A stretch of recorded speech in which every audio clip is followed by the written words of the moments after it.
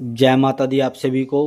आशा करते हैं कि माता भगवती की कृपा आप पर असम कृपा बनाए रखे।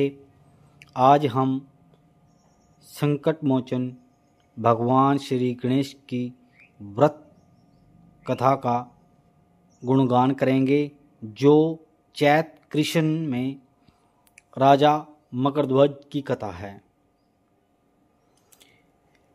एक समय माता पार्वती ने गणेश जी से प्रश्न किया कि पुत्र गणेश, चैत मास की कृष्ण पक्ष की चतुर्थी को किस गणेश की पूजा करनी चाहिए? इस दिन भोजन क्या लेना चाहिए? इस मास के देवता का नाम क्या है? उनका पूजन विधान क्या है? वह सब आप मुझे बताइए। गणेश जी बोले, मातेश्वरी, इस दिन विकट नामक गणेश जी की पूजा करनी चाहिए। इस व्रत के करने से सब संकट दूर हो जाते हैं और सारे दिन व्रत रहकर रात में षोडशोपचार से पूजन करना चाहिए। ब्रह्मा भोज के बाद स्वयं व्रती को पंचगव्य, गोदुग्ध, गोमूत्र, गोघृत, गोबर, गोआदि पान करना चाहिए। यह संकटनाशक व्रत है।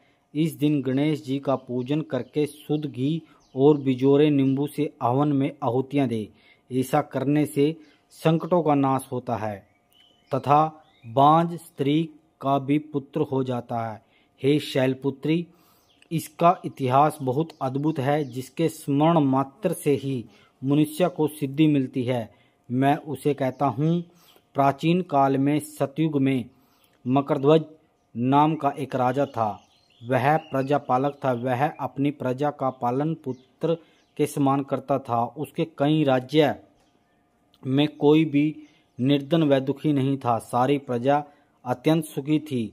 चारों वर्ण ब्राह्मण, क्षत्रिय, वैश्य, शूद्र अपने अपने धर्मों का पालन करते थे। प्रजा को चोर डाकू आदि का भय नहीं था। सभी लोग उदार, बुद्धिमान, दानी एवं धर्मपरायण थे। यह सब कुछ होते हुए भी राजा को पुत्र की प्राप्ति नहीं हुई। कुछ समय पश्चात महर्षि याज्ञवल्क्य के आशीर्वाद से राजा को एक पुत्र की प्राप्ति हुई।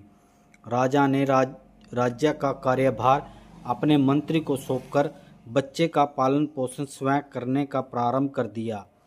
राज्य शासन हाथ में आ जाने पर मंत्री धर्मपाल धनवान हो गया। मंत्री के 5 पुत्र थे। उसने सबका विवाह कर दिया। वे धन का उपयोग करने लगे।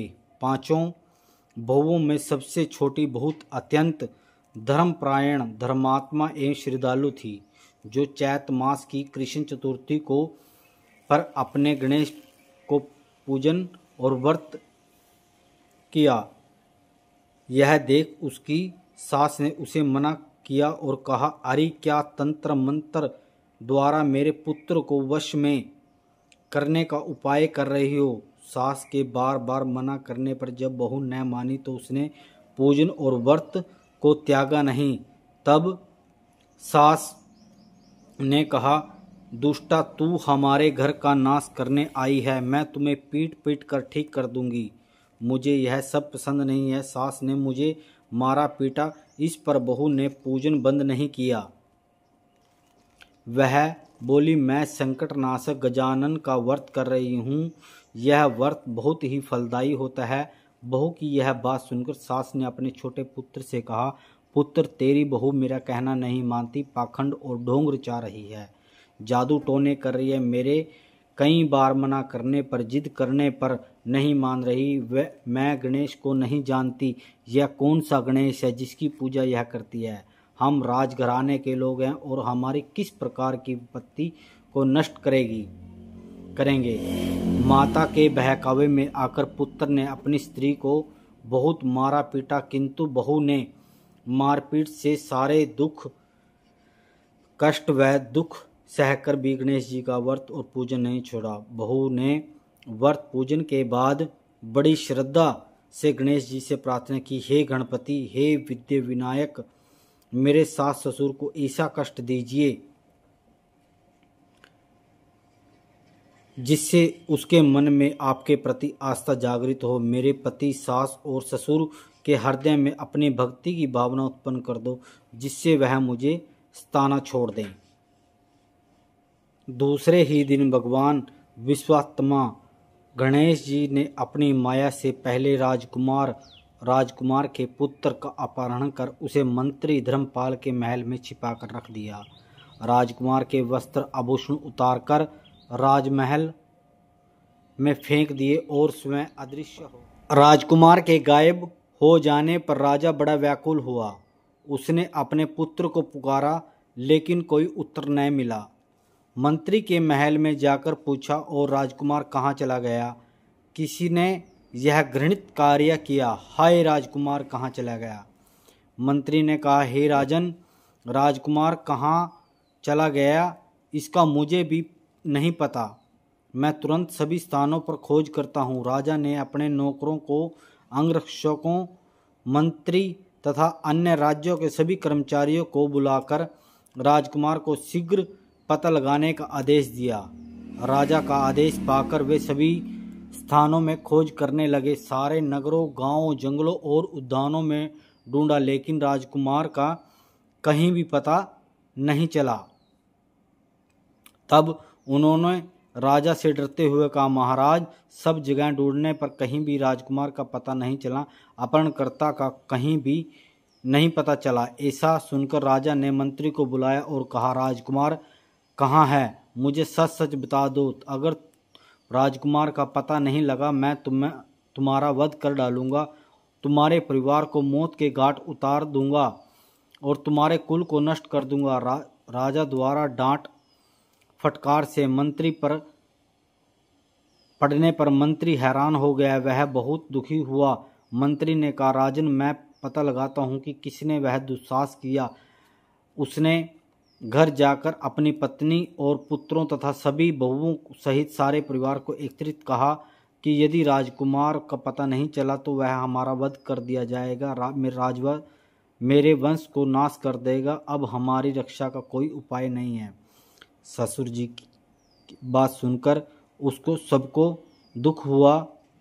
दुखी देखकर छोटी बहू ने कहा, पिताजी, आप लोगों ने गणेश जी का विघ्न डाला था, इसलिए आप पर यह गणेश जी का कोप है।